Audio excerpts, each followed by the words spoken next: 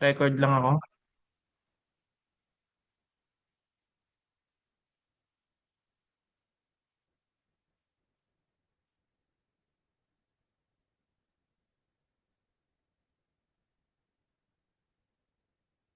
Okay. So ito na po yung last topic natin na kasama sa final exam class, yung measurement of angles and direction. So, para saan ba itong topic na ito? So, sa layman's term, syempre kakailanganin mo rin ng positioning ng inyong um, site. So, halimbawa, given tayo dito ng site, no? Halimbawa, yan. So, A, point B, point C, point D. Okay? So, halimbawa, this is line AB, no? Yan. So, paano ko madadetermine yung ating mismong site? So, ang ginagawa kasi natin is kinukuha natin yung bawat sides, di ba? So, halimbawa, line BC, line CD, at line DA. Okay? So, kinukuha natin yung bawat sides, then ina-add natin to get the perimeter of the area.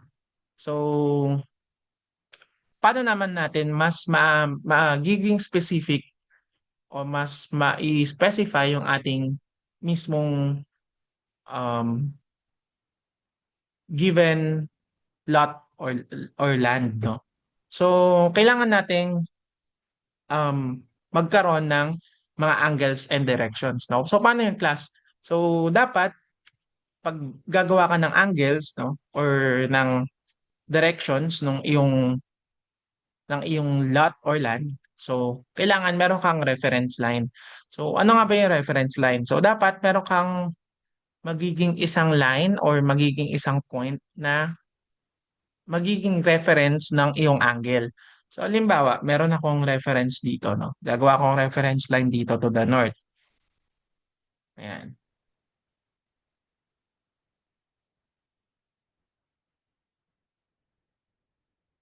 Okay? So, ngayon, itong reference line ko, pwede ko nang sabihin na ang direction pala ng line AB ay pag ganito.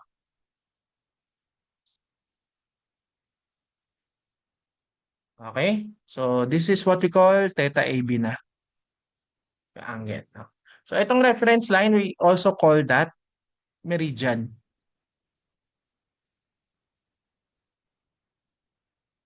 Okay? So, parang ano lang siya, parang prime meridian, no? Or mga, ayan, yung spelling niya, meridian. Okay?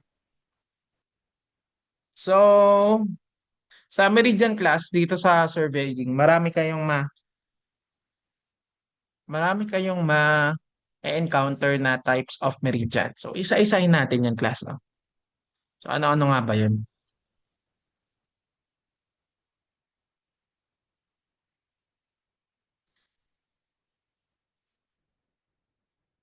So, we have the true meridian, we have the magnetic meridian,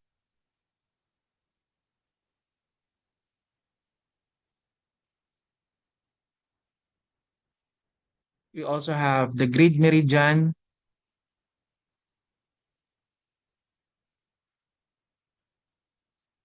and we have, ano nga ba to? Assumed meridian.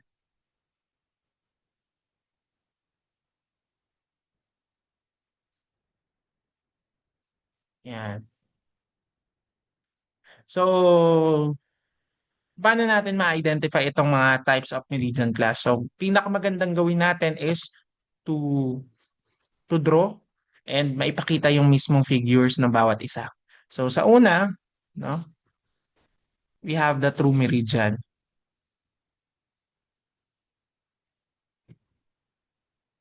Okay? So, we also call this geographic meridian or ano nga ba isa? Astronomic meridian. Okay? So, true meridian or geographic or astronomic meridian. So, halimbawa class, ano nga ba tong true meridian natin? So, halimbawa, meron akong, we have the Earth dito, no? So, halimbawa, may Earth tayo dyan. So, ang true meridian is ginagawa nating reference point yung mismong true north and yung true south. Okay? So, sa totoong buhay kasi class, yung ating Earth, so halimbawa ito yung Earth. No? Sa totoong buhay, yung ating Earth, yung mismong true north at true south niya ay paganto. So, axis niya, di ba, paganyan. Medyo nakaslant. Okay? So, ito yung true north, ito yung true south. Pero sa surveying class, iniisip na lang natin or ina-assume na lang natin na ang true north ay nasa mismong north, nasa gitna na nasa taas, at ang true south ay nasa baba. No? So, ganun yung po yung ginagawa natin. So, gawin natin ng abbreviation na. So, north dito, south dito. Okay? So, ano yung mga reference line or yung meridian nito? So, lahat po ng lines that will connect north and south. So, connect po na natin.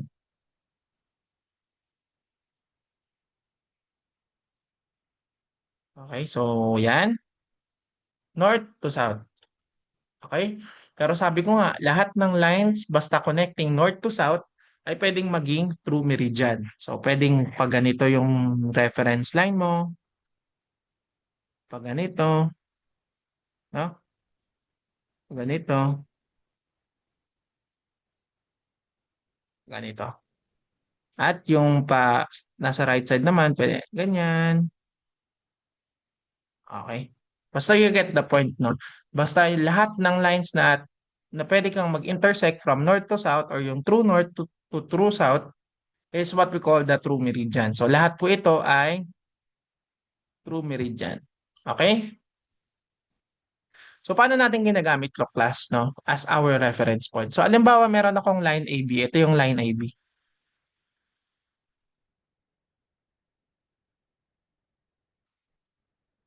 Yan. So alimbawa, ito yung line AB. So gagawa ako ng true meridian that will connect the point A. So in this case, meron na pong nakakonect na true meridian. So itong ano na to, linya na to, no? So using that reference line, we can clearly say na ito po pala yung ating direction ng ating line AB.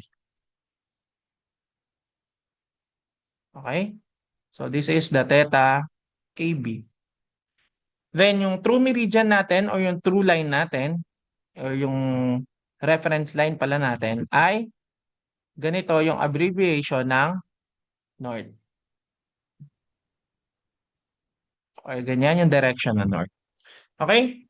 So meaning, sa true meridian class, ginagamit lang natin yung true north ng globo, no? And yung true south ng ating mundo, no? Okay? So, paano na naman natin to sinasabi sa mga drawings natin or sa mga plano natin na ang ginamit nating reference ay true north at true south. So, paano natin drawingan ng cardinal measurements itong or cardinal direction itong ating true meridian. So, halimbawa, magdodrawing lang ako dito ng north, south, west, east. So, sa kapag drawing na natin yung plano class, pwedeng gawin na lang natin is lagyan natin ng true north or yung TN at TS. Okay? Pero kapag mas gusto mong aesthetic, no, hindi ka na maglalagay ng letter T, just draw dito sa upper part, just draw a star or asterisk. Okay? So, ganyan po yung natin ipinapakita sa ating mga plano na ang ginamit nating reference line or meridian ay true meridian. Okay? So, once makita ninyo ito sa mga plano class, alam na ninyo na ang ginamit na reference line ay true meridian, true north, and true south. Okay? So, next tayo class, no? Number 2 tayo. Sa number 2 class, we have the magnetic meridian.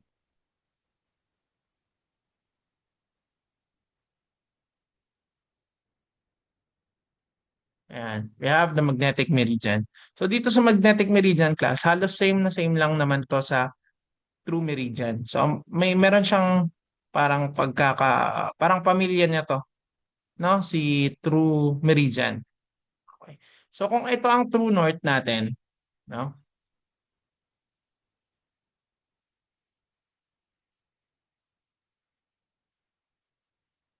True south. Meron naman tayong tinatawag na magnetic north at magnetic south. Hindi po siya sa mismong true north, no? So halimbawa, medyo nakag-abang lang yan sa gilid. Ito yung ating magnetic north. Ito naman yung ating magnetic south. Okay? So ngayon, again, same lang to sa true meridian. Lahat po ng lines that will connect the magnetic north and the magnetic south will be called magnetic meridian. So same lang yan ang ginagawa ko ngayon, class. Okay? And the other way around, yung itong nasa right side na hindi ko na drawingan. So ganun lang po yan, no? So paano to ginagamit, class? Ganun pa rin, no? So halimbawa, meron tayong point AB dito. This is the point AB. So gamit yung ating magnetic meridian, class, magdodrawing ka ng line that will connect yung point A, yung starting point mo. Then yung line na yon, which is ito,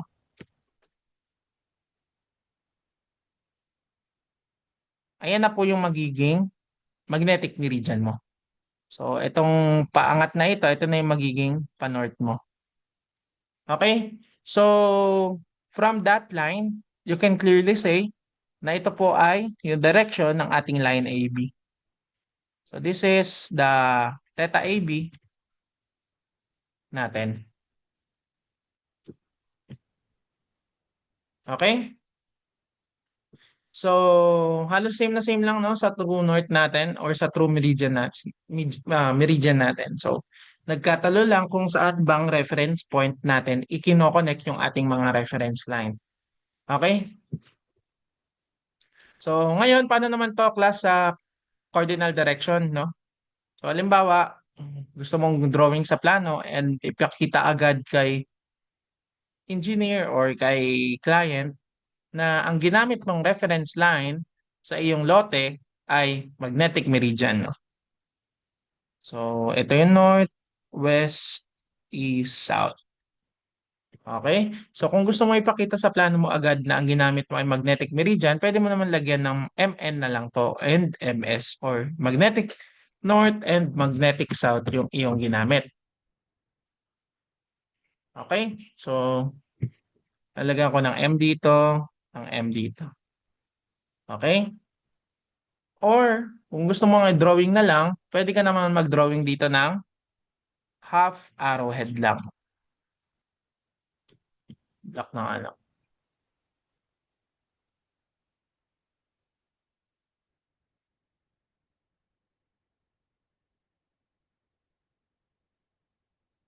Okay? So half arrowhead lang yung ating magnetic meridian. So kung sa true meridian, class, star yung dinodrawing natin or asterisk, dito naman, half arrowhead lang. So, ano nga ba saan nga ba 'to nagagamit yung magnetic meridian natin, class? So, pwede natin gamitin ito kung ang ginagamit nating device is compass. Okay? Sa compass kasi, class, yung nade-detect na north and nade-detect na south ng ating compass is the magnetic north and the magnetic south. Okay? So, yung sa compass, halimbawa, ito yung compass, no?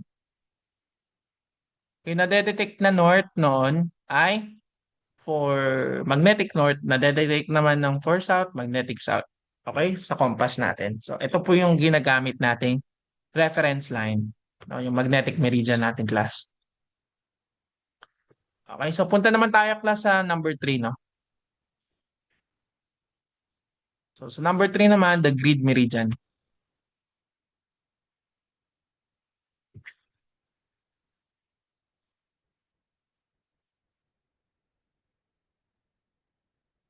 Okay. So, dito sa grid meridian, class, napakadali lang nito, no? Bakit? Kasi gumagamit lang tayo mismo ng grids.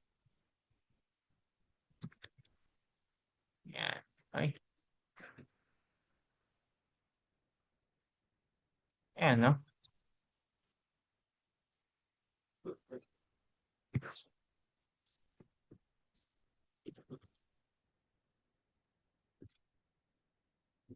Ayan, no? So, meron tayong mga grids dito. So, this should be the direction ng ating mga north. This will be the direction of ating mga north. So, dito sa grid meridian, we assume na ang north ay lahat pataas. So, sa kahit saang point ng grid class or sa kahit saang line na grid mo, basta pataas north. So, anong pinagkaiba niya sa unang dalawa natin? So, sa unang dalawa natin kasi class, sa unang dalawa po natin ay, sa unang dalawa kasi natin class, lahat ng lines na drawing mo or lahat ng reference lines na drawing mo or yung meridian, nagmi-meet siya into one point. So, halimbawa, itong reference line na ito, yan. Lahat yan magmi-meet or mag-intersect sa north at magnetic south.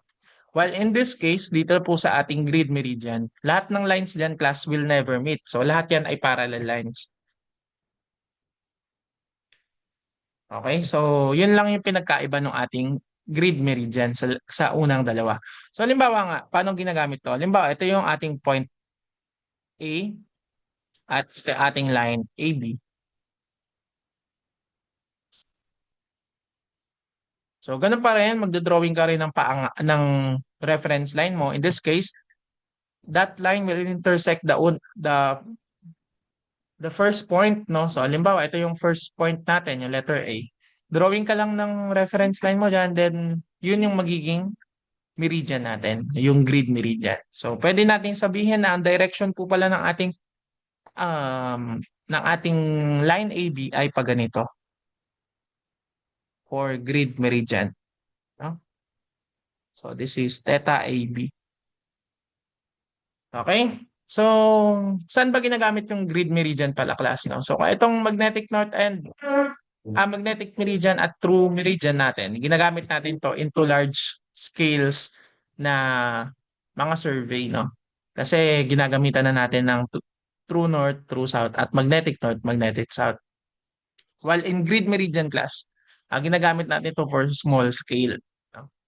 So, ganito kasi yan. So, halimbawa, itong grid meridian na ito ay napapaloob lang yan class talaga sa true meridian. Okay? So, halimbawa, ito yung point AB mo. Sobrang liit lang. Yan. Ang ginagawa natin, di ba, magdodrawing tayo from true north to true south. Then, yun yung magiging reference line natin. Pero since sobrang liit niyan, isusum out natin yan, no? So, ito yung line AB. Sobrang liit niyan. Yung reference line mo talaga dyan, class, dapat magmi-meet sa true north and true south, di ba? So, dapat pag ganyan yan. Then, ito yung true north natin. Di ba dapat pa ganyan? Pero since sobrang liit niya class, ina-assume na lang natin na ang direction ng ating reference line ay lahat paangat. Okay? So, sa grid meridian, ganun po yun. For small scales po siya. Okay? So, punta naman tayo sa last class, yung ating assume meridian. Pero dito pala class, sorry, nakalimutan ko, no? So, paano natin dinodrawing to sa plano? So, paano natin malalaman agad na ang ginamit mo pong reference line ay grid meridian or yung ating meridian na ginamit ay grid meridian. So, dito class, drawing lang ako ng directions, no? So, ito yung north, ito yung south, west, east.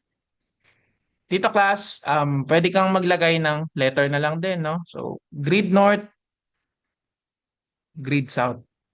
Or, mag-drawing ka na lang ng full arrowhead.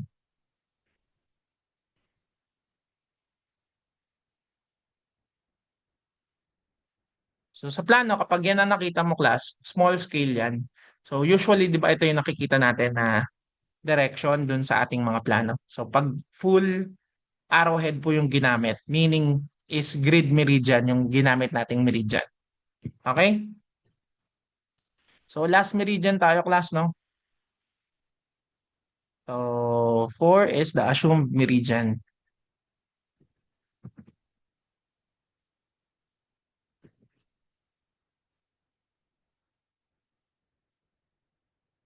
Ayan.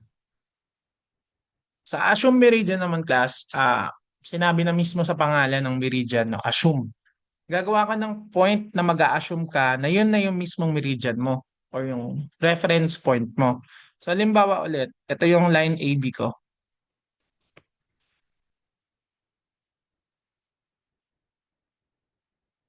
Ayan, AB. Then, ang gusto kong gamitin is assume meridian. So halimbawa, merong puno dito, no?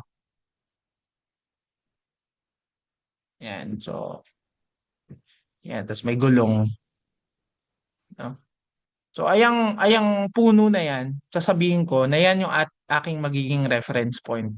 So, magdodraw lang ako ng line. So, halimbawa, yan yung puno, di ba? Magdodraw lang ako ng line na pa ganyan. Uy,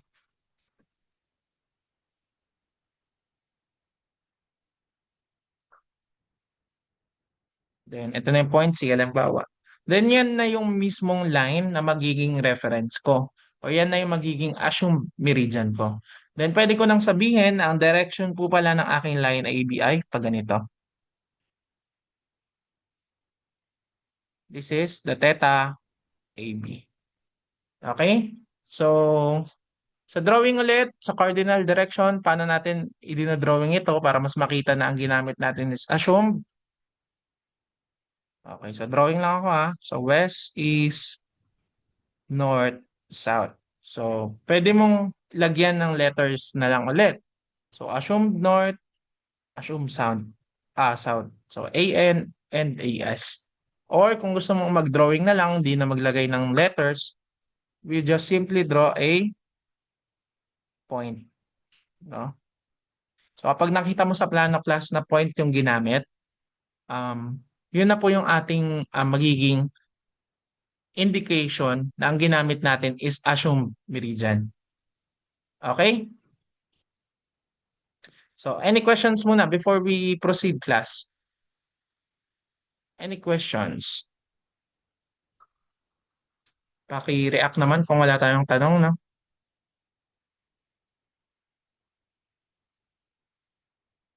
Okay.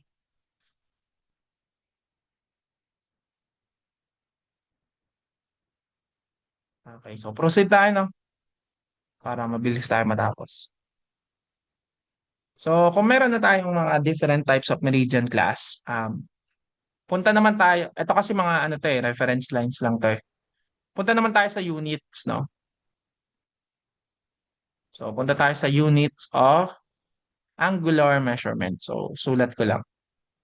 Units of angular measurement. Ayan. So, dito sa units ng angles natin, alam ko naman or sana naman, no? Medyo familiar na kayo sa ibang units dito since napagdaanan na natin yung trigonometry, no? Nung high school tayo. So, yung first unit natin is the degree. Yan yung number one. Number two is gradients. Number three is mils. And number four is radians. Okay, so yung rad. Yan. So ano nga ba yung relationship ng bawat isa na ito? So, in one complete revolution class, yan, in one complete revolution, we have 360 degrees. And in 360 degrees class, meron kang 400 gradients.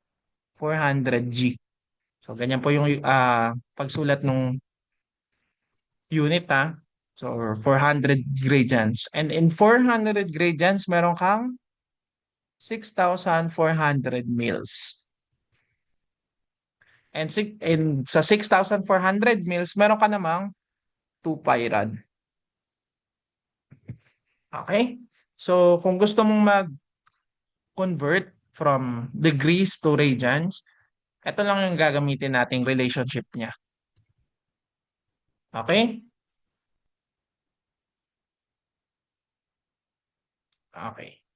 Any questions dito pala sa angular measurements, units? Wala?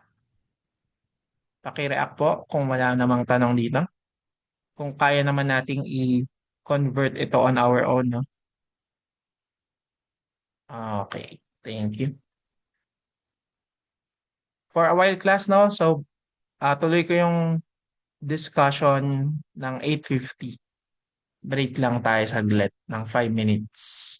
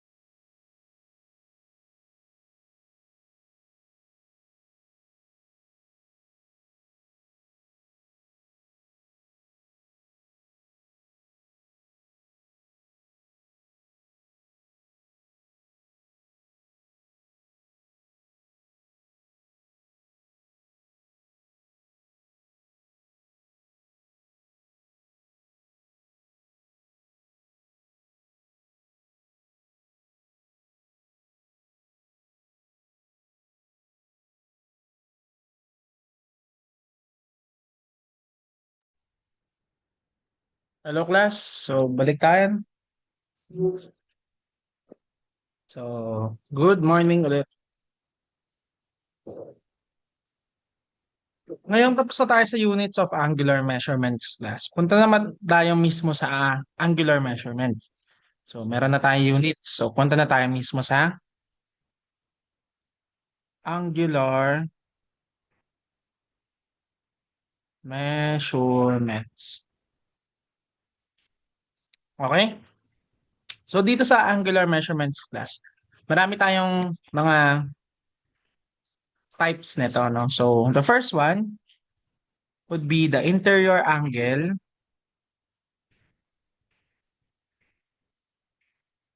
Sa number 2 naman, kung meron kang interior, meron ka rin dapat exterior angle. So number 3 naman, class, we have the deflection angle.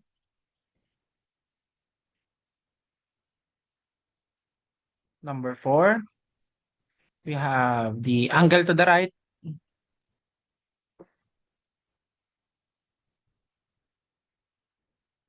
Number 5, angle to the left.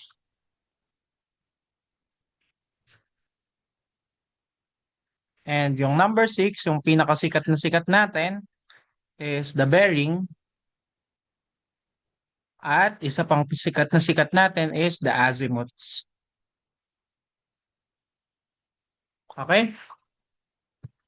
So meron ka ditong different types of angular measurements, no? So paano natin malalaman yung differences nitong mga ito? Okay? So ginagawa natin is much better kung i-drawing natin. So halimbawa, meron ka ditong the number 1 is the interior angle.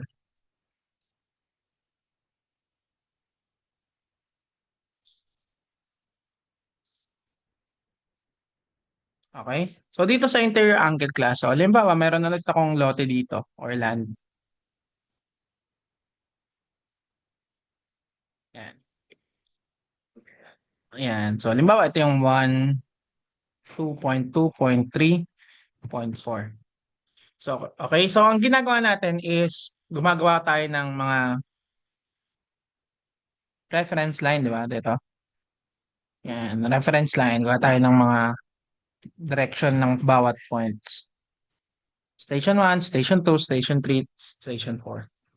So, ngayon, ang interior angle, by the name itself, is angles na nasa loob ng ating um, parallelogram, no? So, itong ating polygon, basta yung nasa loob na angles niyan, itong side na to, itong side na to, itong side na to,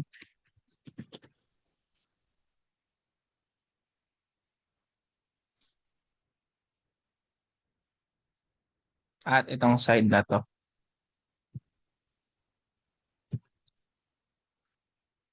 So again, lahat ng angles sa loob ng polygon natin, we call that interior angles. So alam naman natin na ang summation ng ating all interior angles plus is equals to n minus 2 times 180 degrees. So halimbawa class, meron kang triangle polygon, no? So sa triangle, you have three sides. So 3, no? So 3 minus 2 is 1, then multiply by 180 is 180 degrees. So alam din natin na ang interior angle ng isang triangle is 180 degrees. So ganun po natin gamitin yung formula natin na given. Okay? So sa number 2 naman tayo class. So kung meron kang interior angle, we have the exterior angle.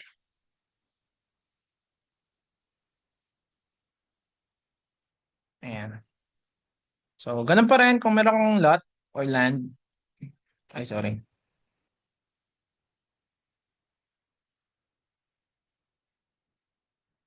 And stationing mo, no? So this is point 1, point 2, point 3, at point 4. So again, ang exterior angle is from the preceding line to the succeeding line. So yung angle from preceding line up to succeeding line, that is the exterior angle.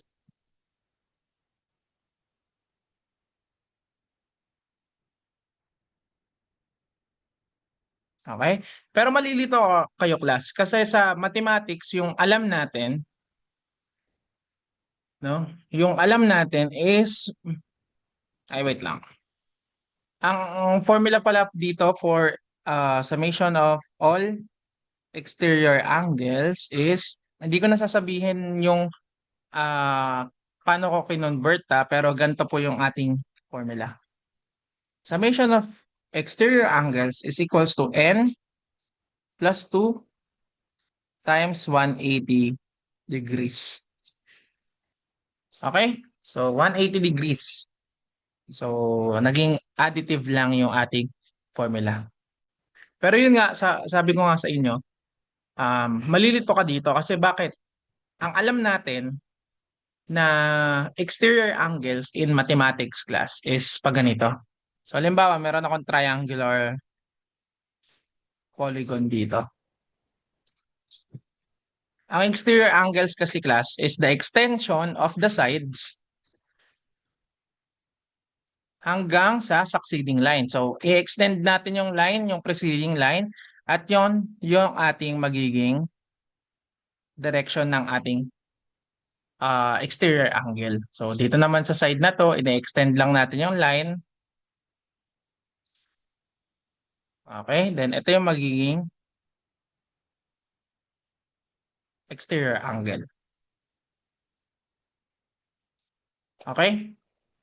So, sa mathematics po, ganyan na.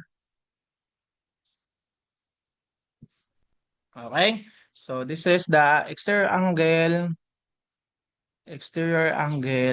at exterior angle sa mathematics. At sa math, alam natin na ang summation of all exterior angles class ay 360 degrees or one complete revolution. No? So kung hindi ito exterior angle sa surveying, ano ito? So dito na papasok yung number 3 class, yung deflection angle. So punta tayo ng deflection angle.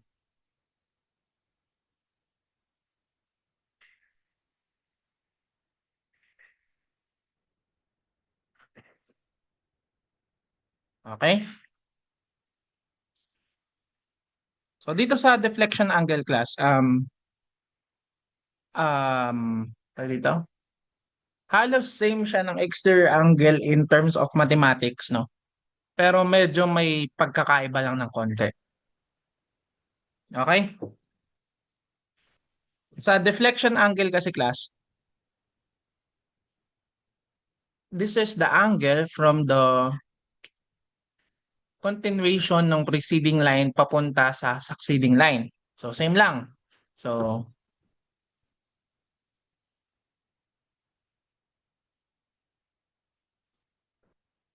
drawing natin, no? So halimbawa, open traverse. When we say open traverse class, ito yung ano.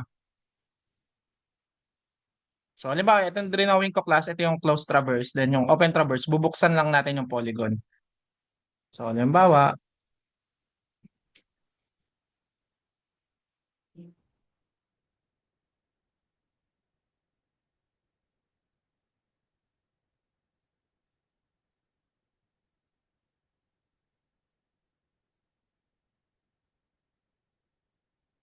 yan. So station 1, station 2, station 3. 1, 2, 3, 4. So gaya nga ng sabi ko class, ang deflection angle is the continuation of the preceding line papunta sa succeeding line. So ito yung ating measurement o yung angle natin. Okay? So again, from the preceding line up to the succeeding line.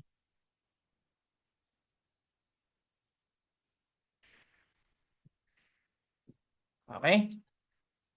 So this is the deflection angle. Or pwede nating sabihin na ito ay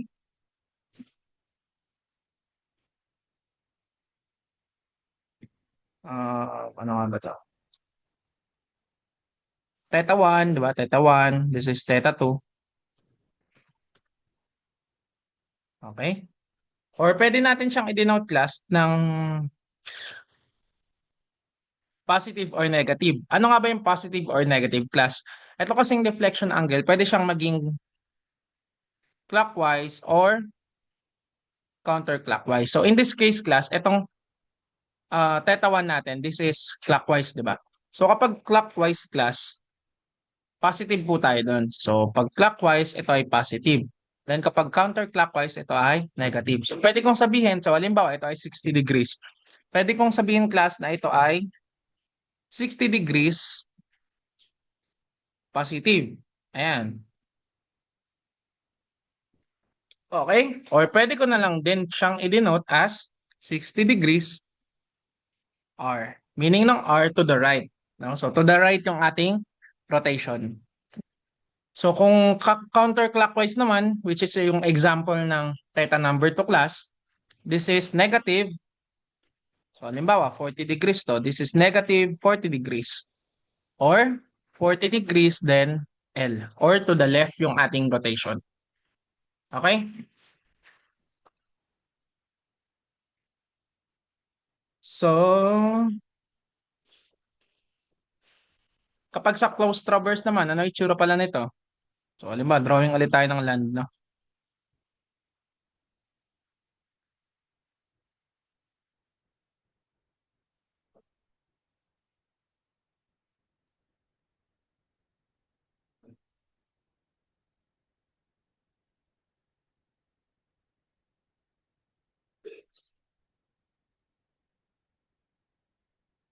Ayan.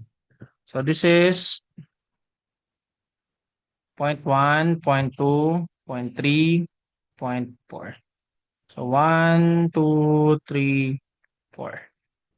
Okay? So, ang naming pala class ng mga lines natin sa lot or sa land natin ay depende kung paano mo siya sinurvey.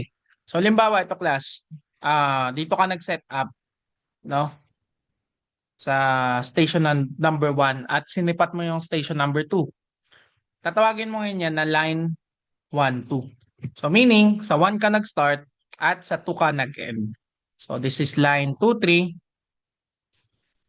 line 3, 4, at line 4, 1. Okay? So lines siya or we name the lines no on how we surveyed it. Okay? Ganun po siya mag-naming. Okay. So proceed tayo no. So kung sa closed traverse class, so halimbawa ang rotation na gusto ko is clockwise or positive no. Paano natin ginagawa to? So sa line 1, 2, we extend the line 1, 2. Then ito yung magiging direction ng ating angle. Then line 2, 3, extend lang natin line 2, 3, then ganito yung ating angle. So in line 3, 4, extend lang natin ulit, then ito yung angle natin sa line 3, 4. Then line 4, 1, extend lang natin, then ito yung magiging angle natin for line 4, 1. Okay?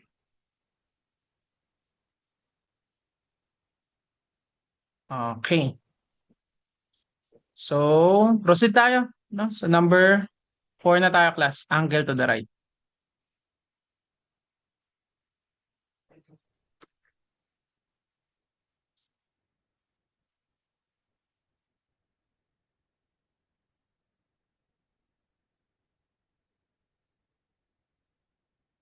Ayan. So, meron tayong angle to the right and angle to the left.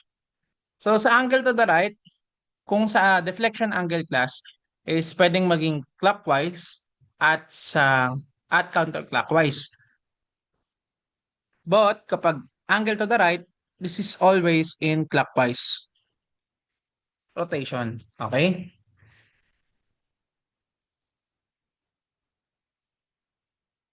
So it doesn't matter dito class kung ah ano nga ba? 'Di ba sa deflection angle we continue the preceding line, then from the preceding line continue from the continuation of the preceding line up to the succeeding line, yun yung deflection angle. But in the angle to the right class or always clockwise rotation, it is from the preceding line up to the succeeding line lang. So halimbawa, open traverse ulit tayo, no?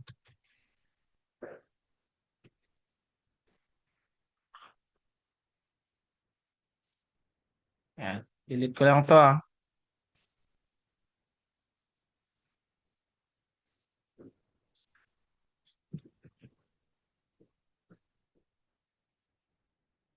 Yan. Okay? Again, from the preceding line class up to the succeeding line. So line 1, 2 hanggang line 2, 3. Okay? So hindi na natin na-extend but this is always in clockwise rotation. So in line 2, 3 hanggang line 3, 4. This is the angle to the right, no? So always clockwise tayo dyan, class. So ano kamukha nito? 'Di ba? Na-drawing na natin to kanina. Ang kamukha nito ay ano nga ba?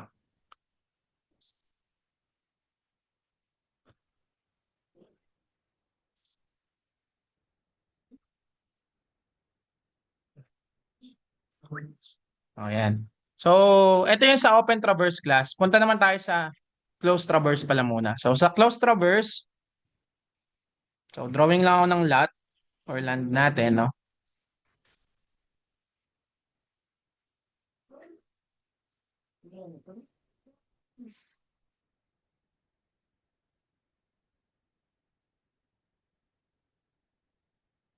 Yan.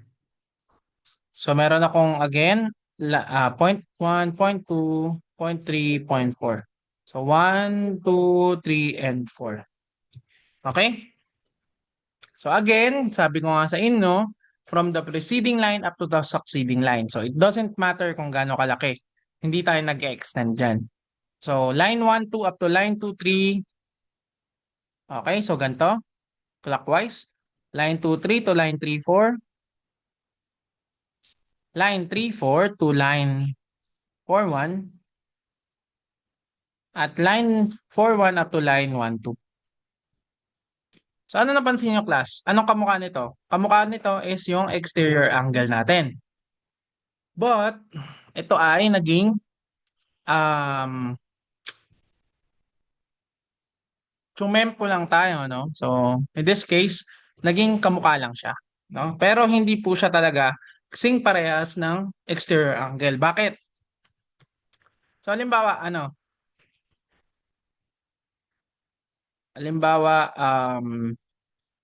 'di ba ito ay in clockwise rotation?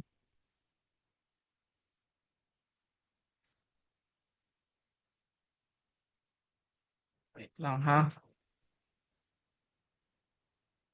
Oo. In clockwise rotation, 'di ba? So, burahin ko lang yung iba, no? Ay, sorry.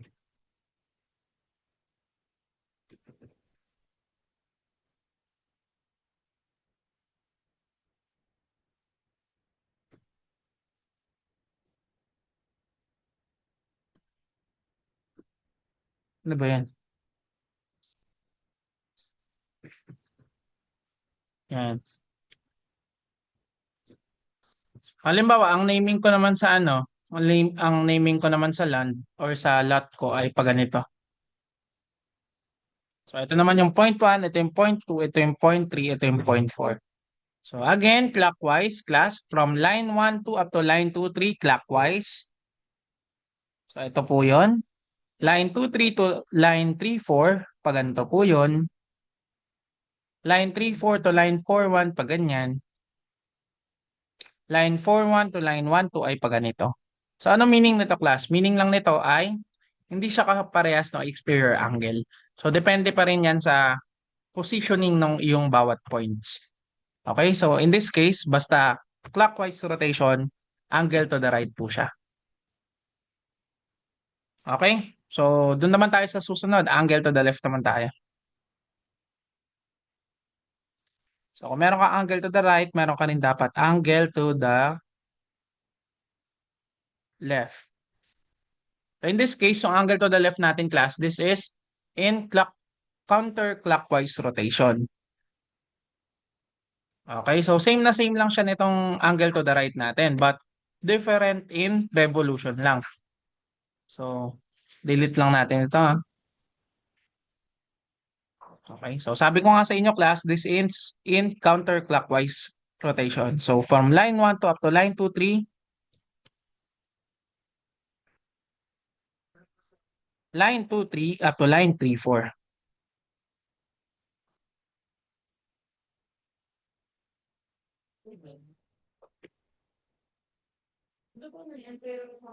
Ayan. Okay? So, same lang siya, basta counterclockwise lang yung ating rotation. Okay? So, punta tayo dun sa may solving na. Punta tayo sa bearing and azimuth. So, punta muna tayo dun sa una, sa bearing.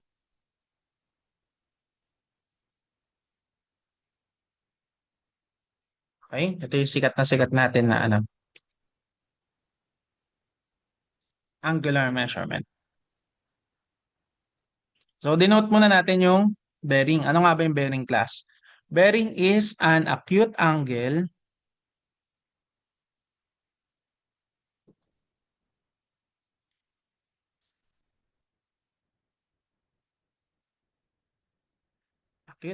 measured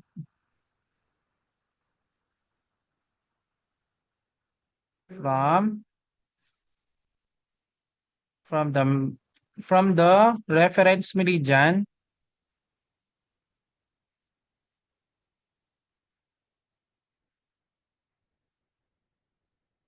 to the line. Okay? So, paano natin mas mapapaliwanag to? Siyempre, i-drawing na lang natin. Di ba, drawing ako ng directions dito. North, south, west, east. Okay? So, meron kang north, south, west, east direction.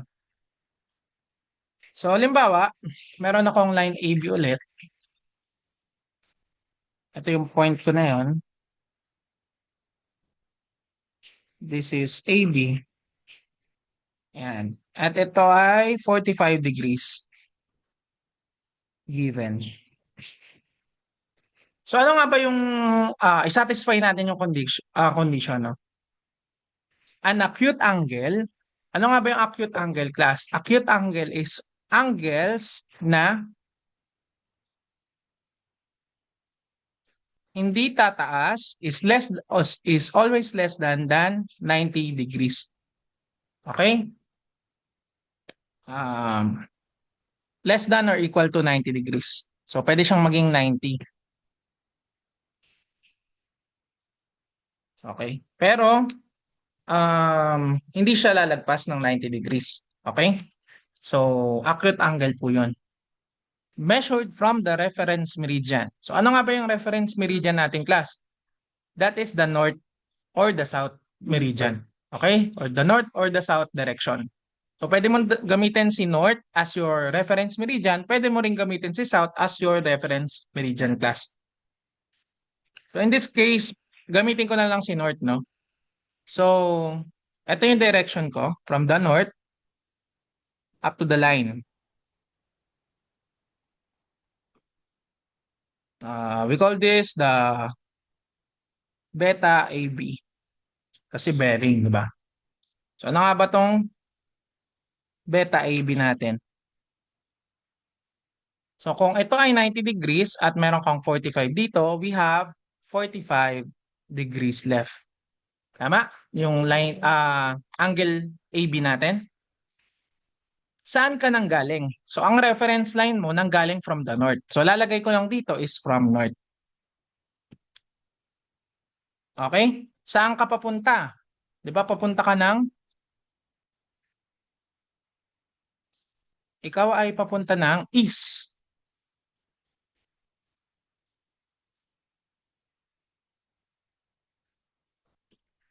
Tama? So, papunta ka ng east. So, lalagay ko lang din dito is east. So, meaning 45 degrees northeast. Okay? So, practice pa tayo, class. So, halimbawa, may linya ako dito. Line AC. Meron din ako linya dito na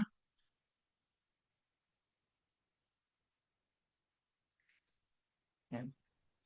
This is 10 degrees. Okay? So, punta muna tayo sa line AC. Ito line AD. So, line AD pala muna, no? Line AD. Angle AD. So, angle AD, again, pwede mong gamitin yung any reference point mo. Yung north or yung south. But in this case, kailangan nga nating isatisfy yung acute angle. So, kapag ginamit natin yung reference line mo, yung south, lalagpas na siya ng 90 degrees. Tama?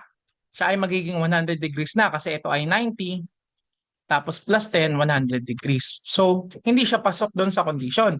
So, ginagawa natin, pupunta tayo doon sa reference meridian or reference line na makakapag-satisfy ng condition natin, which is yung acute angle. So, punta tayo doon sa north. No? So, sa north pa rin yung ating reference meridian. Okay? So, reference meridian natin from north, this is, kung ito ay 90, then 10 degrees, that is 80 degrees. So, galing ka ng north, then papunta ka ng west. Okay? So, galing ka ng north, papunta ka ng west. 80 degrees. So, ano naman tong AC class?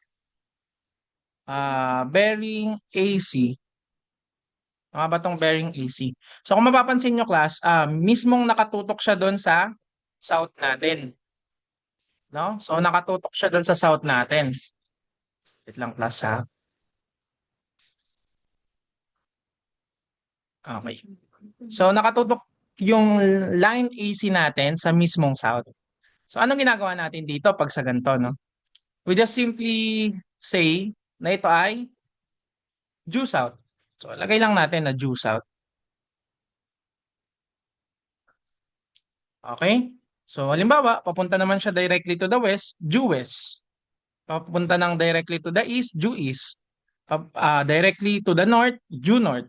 Okay? So, ganun lang po natin ginagawa yung bearing natin. Okay?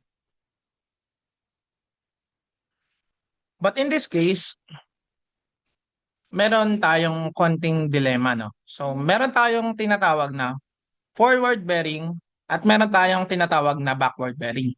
So, in this case, class, yung tinuro ko sa inyo, dalawa pa yung under niya. You have the backward bearing and you also have the forward bearing. So, forward bearing and back bearing.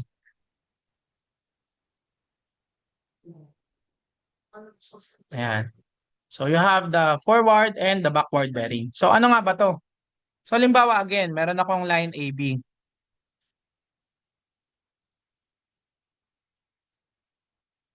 Ayan. So, kung forward bearing class, dapat ang aking direction ay pag ganito.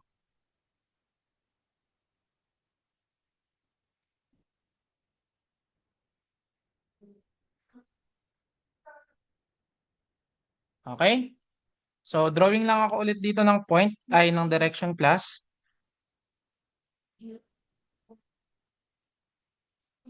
Okay? So, in this case, pag sinabi mong forward bearing, di ba line AB to? Line AB? So, ang magiging reference point mo, class, is the first letter. So, kapag forward bearing, ang reference point mo ay si letter A. So, meaning, kay letter A ka gagawa ng direction, then yun yung magiging reference point mo. So, from the north, ito na yung magiging ating forward bearing. Okay, so forward bearing ni line AB. Okay? Ang kabaliktaran naman is the back bearing. So back bearing, pag ganito yung ating direction.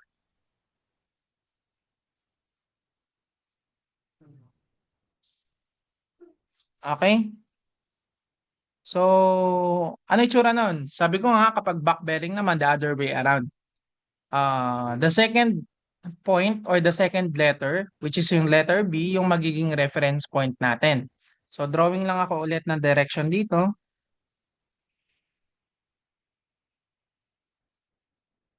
Okay? Then, yun yung ating magiging um, reference point, no? So, in this case, class, yung ating back bearing, since acute siya, bawal akong magpunta sa north, papunta sa line. So, in this case, from south ako. So, from south, papunta ng linya, papunta ng line. Yan. Ayun yung aking back bearing.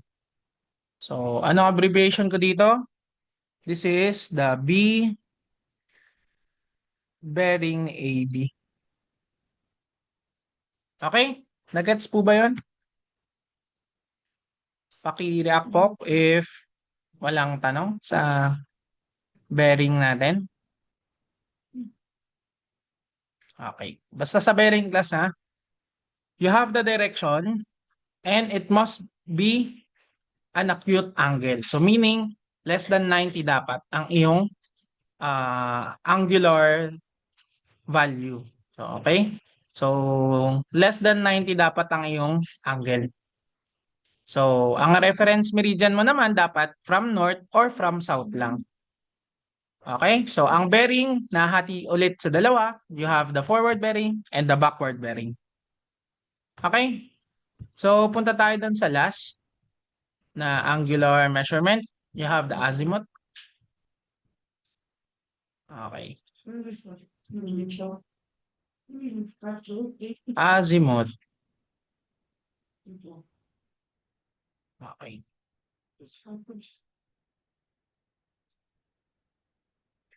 Ay, wait lang. Example pa tayo. Halimbawa, open traverse class, no?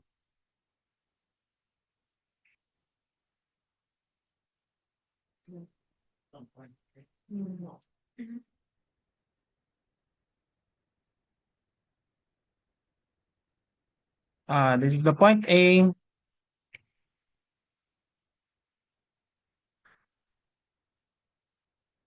Point A, point B, point C, point D. So, the line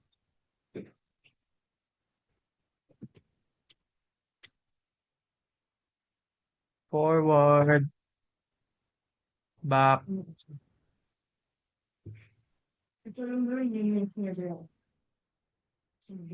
Okay. So, you have the line AB, line BC, at line CB. Okay? So, punta tayo dun sa forward class, no? So, sabi ko nga acute angle. Halimbawa, lagyan natin ng ano to? Lagyan natin ng value. Halimbawa, ito ay 60 degrees. Ito ay 70 degrees. Yan. So, from line AB, kapag forward bearing class, di ba sabi ko sa inyo, the first letter. So, ano nga ba first letter dito? That is the letter A. So, yung letter A yung magiging point mo o yung reference point mo. So, again, acute angle dapat. So, from north, ito yung north natin, up to the line,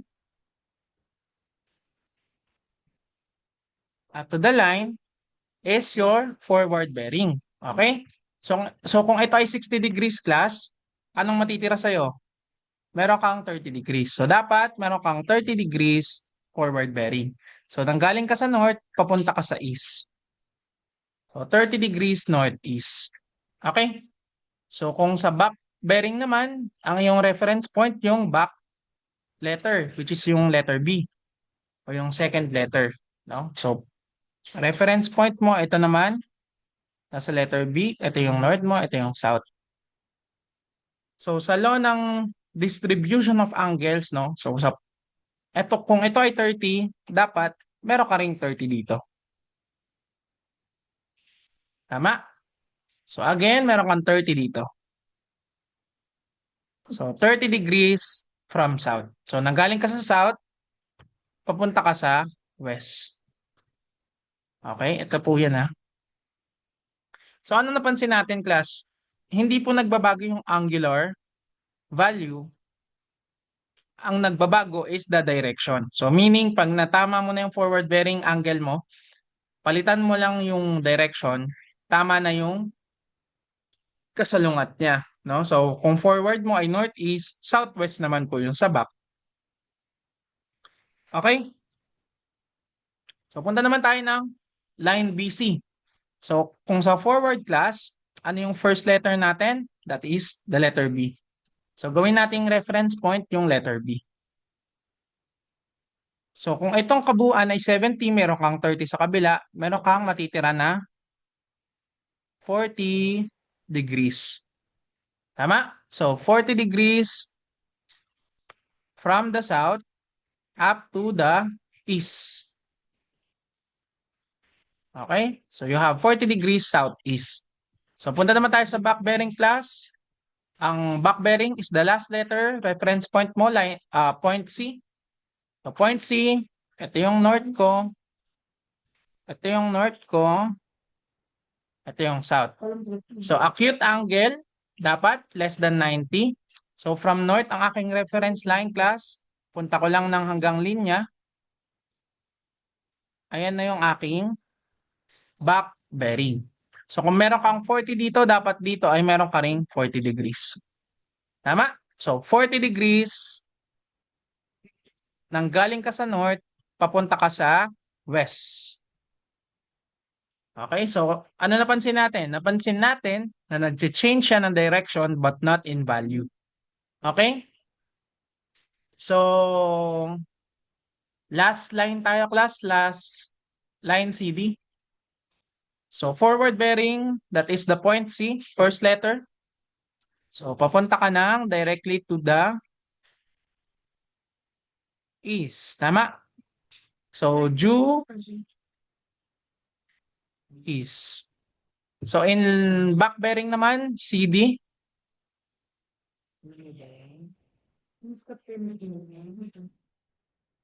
Okay, so in line CD, the back bearing, yung last letter, which is the point D, yun yung magiging reference point natin.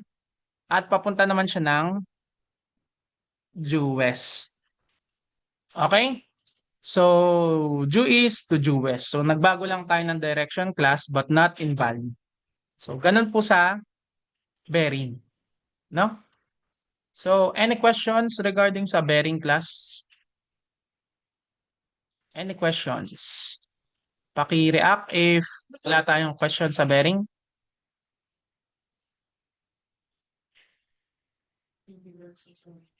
Any questions? Okay.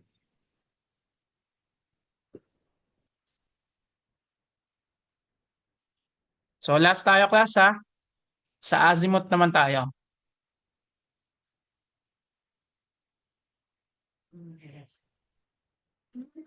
So if you have bearing, yung forward backward, punta naman tayo sa azimuth. So define muna natin ano nga ba tong azimuth na ito. Azimuth is an angle from the reference line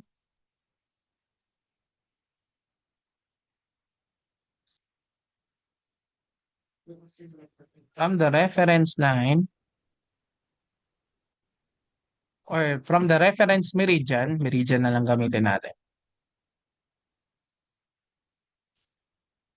From the reference meridian to the line. Measured. Yan. So sa back bearing class, meron tayong condition. Dapat magiging acute angle siya at dapat from the reference meridian. So dito sa azimuth class, meron din tayong um, condition. Ano nga ba condition natin? Dapat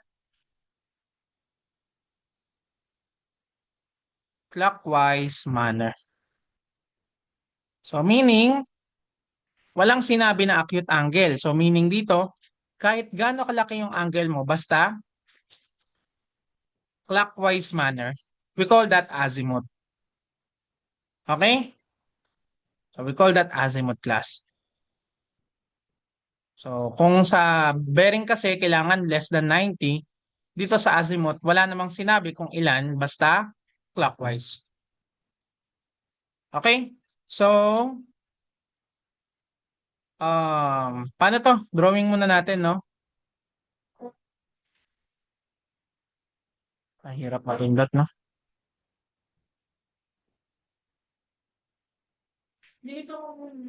So, this is the north, south, west, east. Again, example tayo para makapag-practice. This is the point O.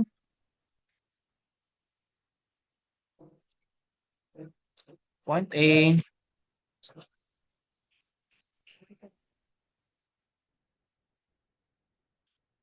Point C.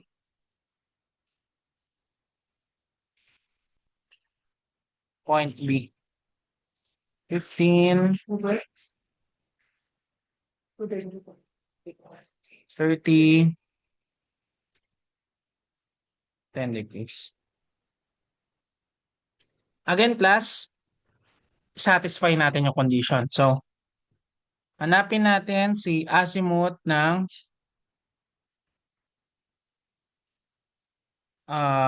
azimuth ng line OA. Si OA, azimuth niya.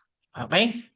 So, dito class, azimuth class, pwede ka rin na gumamit ng reference meridian mo from the north and from the south. So, either way, pwede mo siyang gamitin.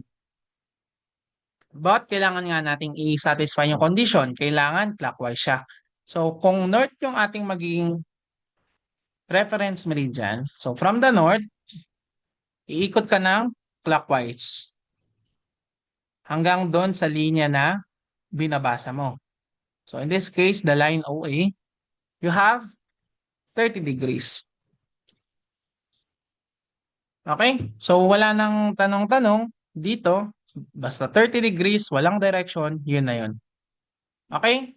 So, dito naman tayo sa line OB. Azimuth niya ng from the north. Okay? So, from the north, class, ikot lang tayo ng clockwise rotation hanggang doon sa linya. You have 90 degrees plus 15. You have 105 degrees. So, yun na yun, no? So, ganun lang yun. Punta naman tayo ng line OC. Azimuth from the north. So, from the north pa rin yung reference meridian natin. Clockwise rotation. No? Clockwise rotation. So, you have 90, 180 plus 10. So, 90 plus 90 plus 10 degrees. You have 190 degrees. Okay? So, ganun lang po tayo gumawa ng azimuth class. So, kung gusto mo naman from the south class, halimbawa, yung line OA, azimuth from the south. So, from the south, iikot ako ng clockwise hanggang doon sa linya ko. Okay? So, sana naiintindihan pa yung figure natin, ha? So, kung ito ay kalahati, that is 90 plus 90 plus 30, that is 918. Then plus 30, that is 210. So, anong napapansin natin class? Meron tayong pwedeng makreate na formula dito. So, kung gusto mong i-transfer yung north to south, gagawin mo lang is mag-add ka lang ng 180 degrees. Okay? So, example tayo ng open traverse, no? So, example tayo ng open traverse class. Ay, sorry na.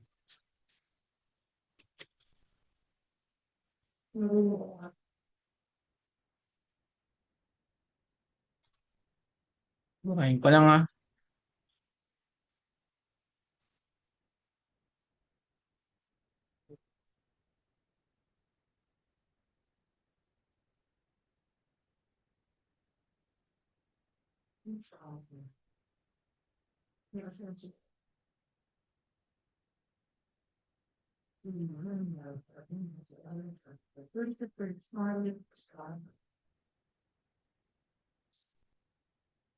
Okay? So this is point A,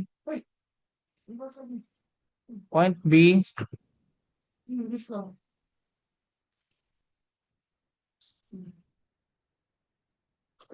point C, at point D. Okay? So dito class sa azimuth, no? Kung meron kang from north and from south, di ba? Under ng azimuth is from north or from south.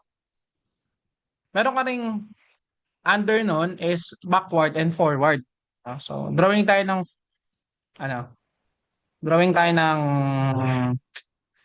table. So this is the line from north and from south. So this is the forward, this is the backward, forward and backward.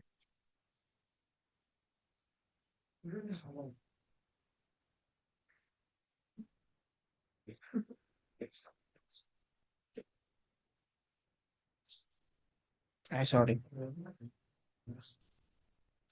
It's the line AB, line BC, at line CD. Okay, so ganun pa rin. Meron kang 60 degrees dito. Meron kang 70 degrees dito. Yan. Okay. So, line AB. From the north. So, pansinin muna natin yung north ha. Dito, line AB. So, forward bearing class is kailangan from A, papunta ka ng B, di ba? Punta ka ng A, galing ka ng A, papunta ka ng B. Yun yung forward. So, kung 60 degrees to, ito ang reference meridian mo, ito yung north. So, meron kang 30 degrees dito, tama? So, forward bearing mo ay 30 degrees from the north. So, kung backward bearing naman, kailangan pababa. Ganyan, no? So, kung ito ay 30, meron ka ditong natirang 60 degrees. Okay? So, from the north, again, kailangan mag-start ako sa north, no? Ito yung north. Then, uh, clockwise rotation, no? So, from the north, ikot ako ng hanggang line AB. So, you have 90 plus 90 plus 30. So, meron akong 210 degrees. No? So, tuloy lang natin bago natin makita yung relationship nila. So, line BC, sana naiintindihan po yung figure natin. So, kung meron kang 30, dapat ito ay 40 degrees. So, from the north, meron ka dapat forward na iikot ka from the north hanggang sa line BC. So, ito ay 40 degrees. Kailangan meron kang 90 90 plus 90 minus 40. Tama? So, 90 plus 90 minus 40. No? So, that is 90 plus 50, 140 degrees.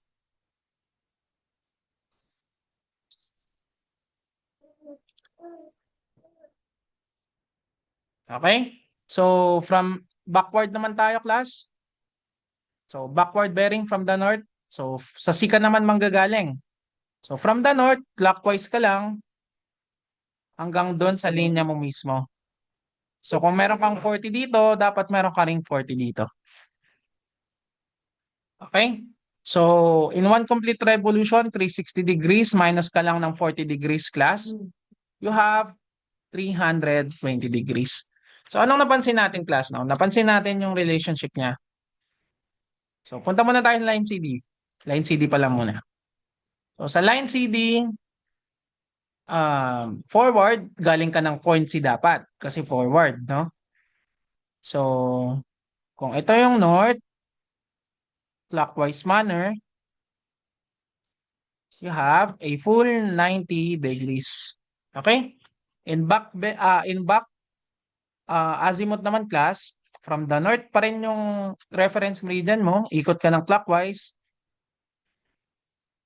you have a 270 degrees. So ano napansin natin class? Kung gusto mong from forward to backward, mag-convert, so ginagawa lang natin dito is nag-a-add tayo ng 180 degrees. Tama? So kung 30 degrees to, add ka ng 180, magiging 210. Kung 140 to, mag-add ka ng 180, magiging 320. 90 to, add ka ng 180, magiging 270. Okay? So doon naman tayo sa from the south class. So from the south, si line AB naman, again, same. Line AB, ito ay 30, ikot ka lang ng from the south, ito yung south, ikot ka lang ng paganyan. You have a 90 plus 90 plus 30, yun ay 210 degrees. Okay? Sa line BC naman, ay line AB pa rin, pero sa point B ka naman kasi backward. No? So,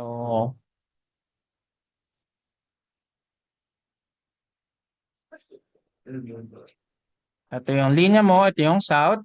So, papunta ng linya na line AB natin, no? That is 30 degrees. So, kita naman sa figure natin na 30 degrees.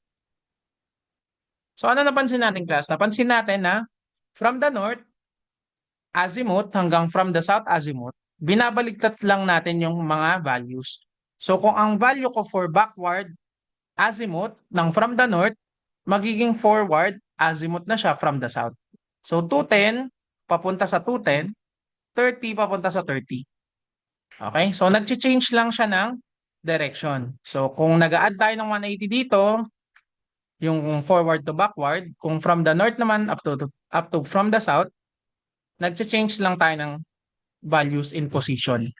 Okay? So, dapat ito ay 320 class, ito ay 140 class. Okay? So, paano natin make sure yon? So, punta tayo sa line BC class. Sa line BC tayo. So, line BC, ito po yun, no?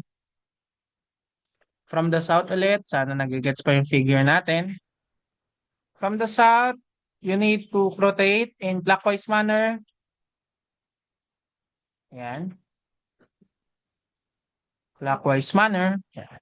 So, kung meron kang 40 degrees dito, dapat 360 minus 40. So, you have 360 minus 40, 320. So, check lang naman. Then, backward azimuth naman tayo, class, from the south. Ito yung south. Then, clockwise manner.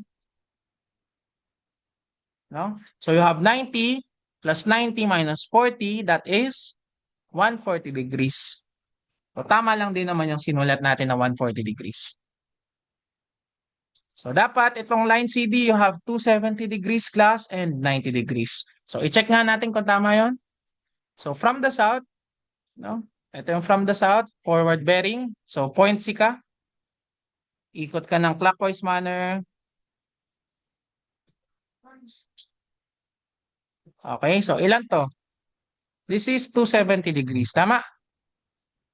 And ito namang 90 degrees backward. So, punta ka sa point D. Ikot ka ng clockwise, you have a 90 degrees. So, ganun lang po yung relationship ng from the north up to from the south at forward up to backward. So, nangyayari naman dito, class, kung ito ay additive, dito naman ay deductive. So, minus 180 degrees lang tayo. Okay? So, ganun po yung relationship niya with one another. Any questions po regarding sa ating topic for today? Any questions? Paki-react if walang question.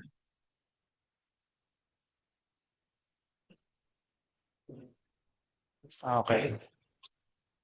How about others? Okay naman tayo?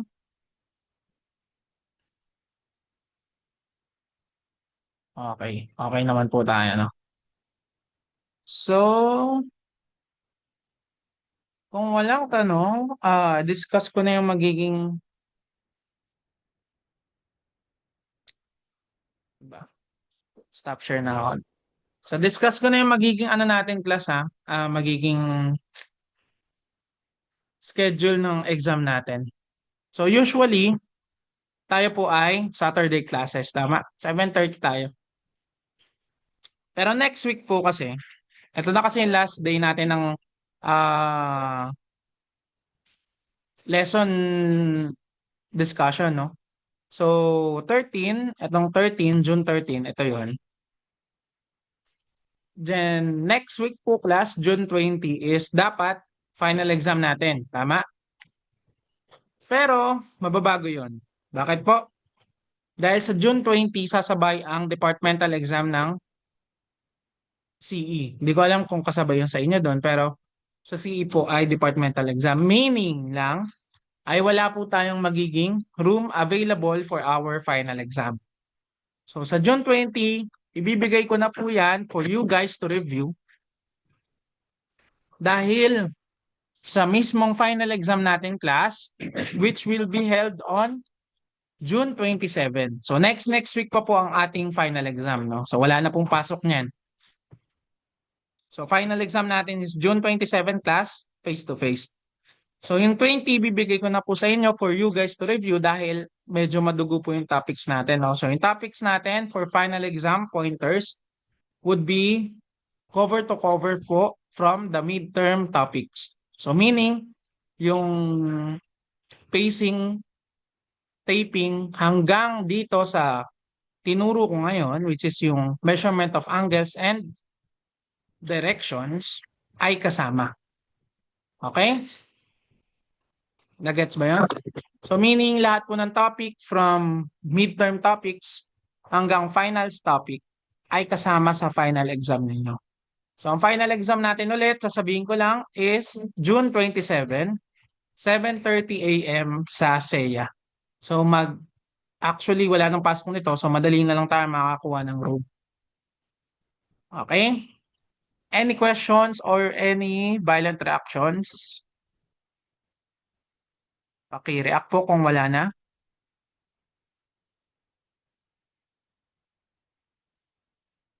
Hello, hello?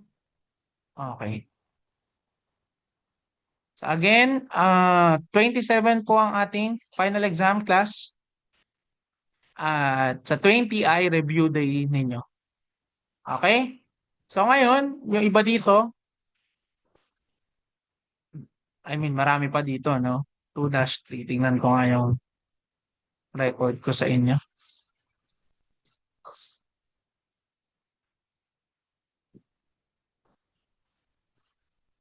Okay, so marami pa sa atin yung kailangan ng malaking score in order to pass, no? So, sa mismong final exam class, ang gagawin ko is sasabihin ko kada isa sa inyo kung ilan ang kailangan ninyo na score sa final exam in order to get 3, no, or 3.0. So, in order to pass, sasabihin ko sa inyo, halimbawa, Robert, 5. Meaning lang nun, kailangan ko makakuha ng 5 points in order to get 3.0 grade. So before we start yung ating final exam sa 27, sasabihin ko po yun sa inyo. Okay?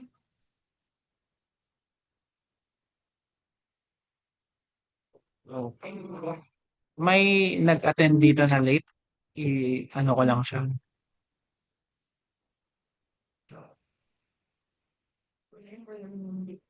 Okay, sino nga yun?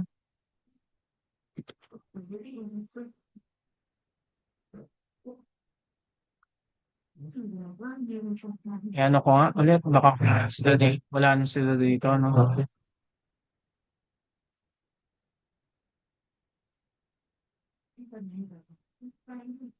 Aguirre.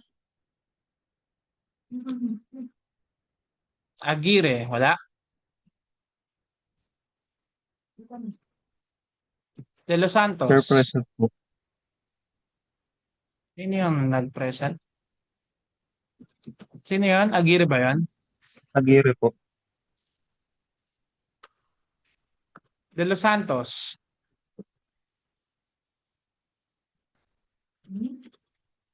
Escultura. Escultura. Gopo. Present po. Japson. Present po. Japson. Present po, sir. Nandyan ba?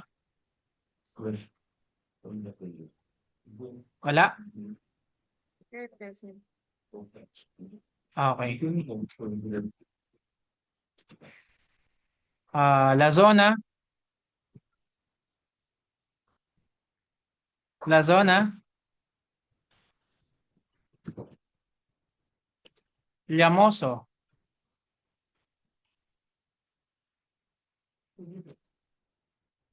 Mediona. Present po. Okay. Mendoza. Mendoza. Pelaez. Present po. Prado. Prado. Salay.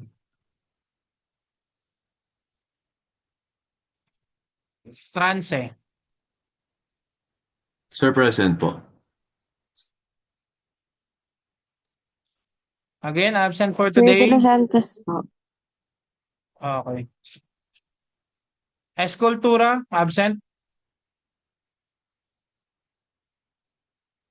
Llamoso.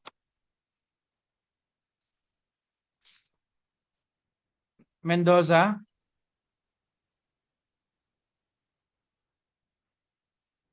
Prado. At Salay. Okay.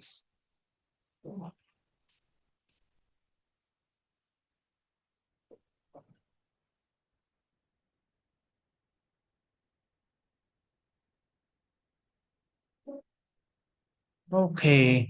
So, Miss Precious, President, andyan ka ba? Hello?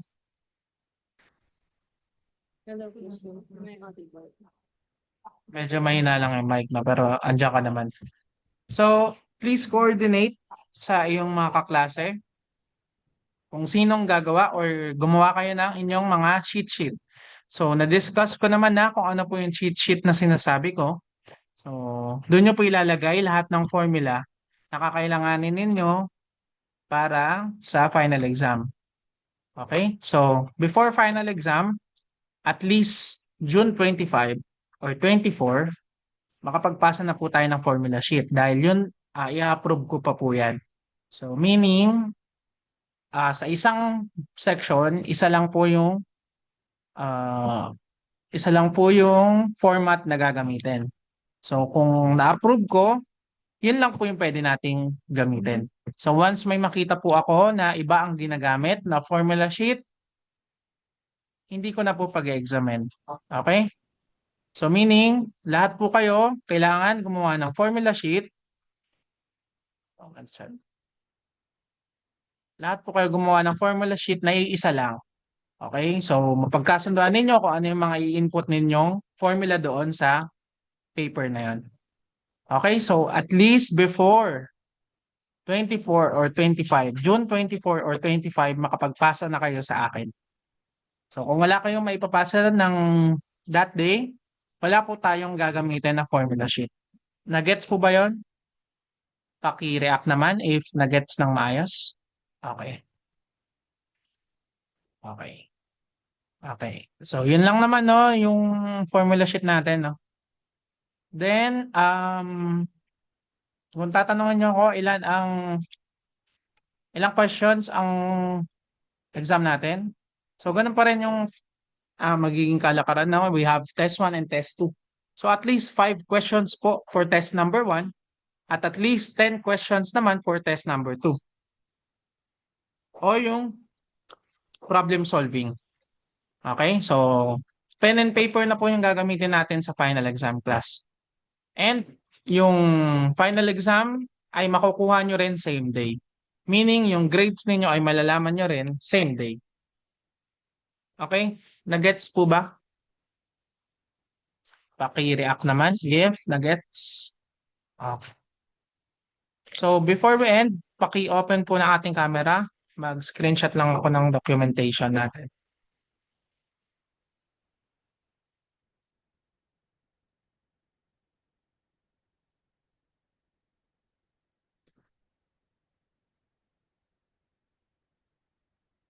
Mag-review po tayo dahil cover to cover ang exam.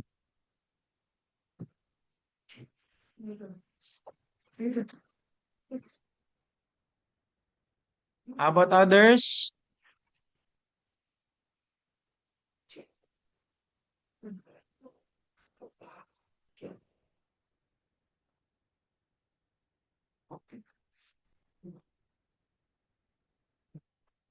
Okay. Sige, okay na yan. 2-3. Sir, question lang po. If pwede po kunin yung current grade po personally through chat. Doon na lang sa final exam. So, sasabihin ko naman po yung inyong mga grade before or ilan yung kailangan ninyong score, 'di ba, sa final exam.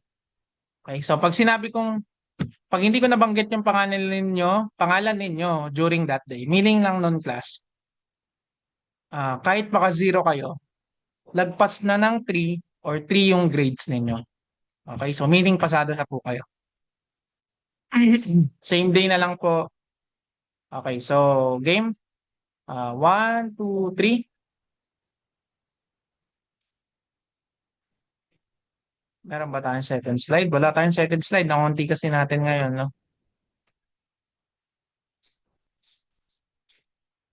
Okay. Wala na pong questions? Okay na class, i-off ko muna. Wala na po tayong questions? Goods na tayo? Okay. If wala na po tayong question, pwede na po tayo mag-leave class. Thank you everyone at see you next Saturday.